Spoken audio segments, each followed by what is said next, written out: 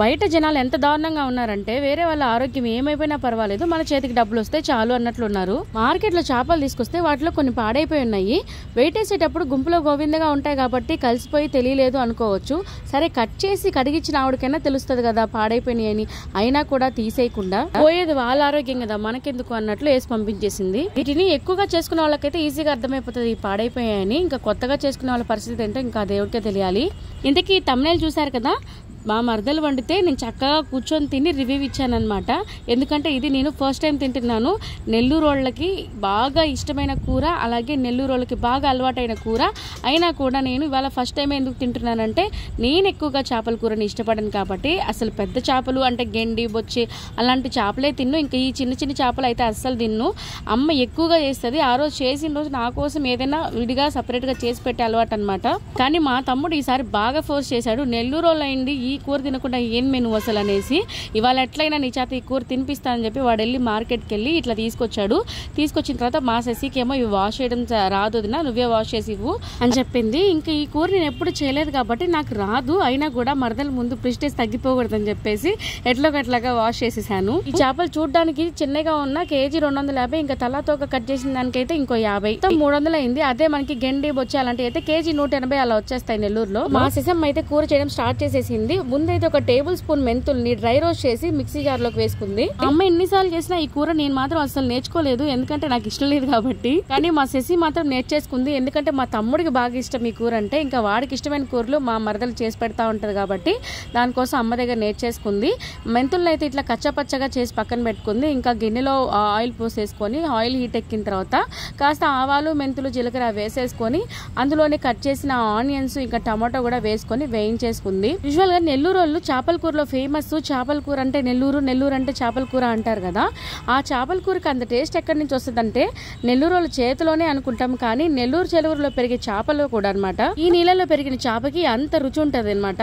చేసేది చాలా simple recipe. అంటే ఎర్రగడ్డ, టమాటా ఏం చేసుకొని దాంట్లోకి ఉప్పు, కారం, పసుపు వేసి చింతపండు పులుసు వేసి యాజ్ యూజువల్ గా అందరు చేసినట్టే చేస్తాము.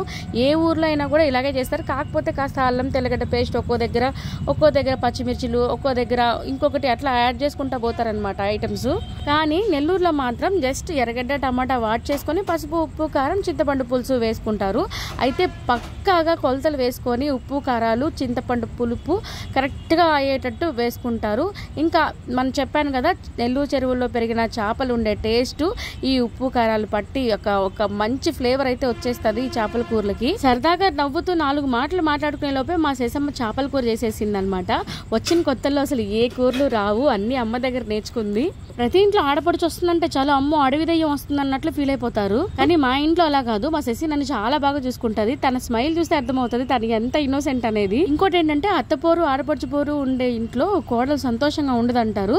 కానీ మా ఇంట్లో అలా ఏం లేదు కాబట్టి మా ఇంటి కోడలు చాలా సంతోషంగా ఉంటుంది. వరుసకి వదిన మరదలమే కానీ బయట ఎవరైనా చూస్తే మాత్రం ఫ్రెండ్స్ అనుకుంటారు. ఈ కూర విషయానికి వస్తే ఆనియన్, టమాటా వేగిన తర్వాత చింతపండు పులుసు పోసుకున్నాక ఉప్పు, కారాలు ఒకసారి చెక్ చేసుకోవాలి. తక్కువ ఉంటే అప్పుడే యాడ్ చేసేసుకోవాలి.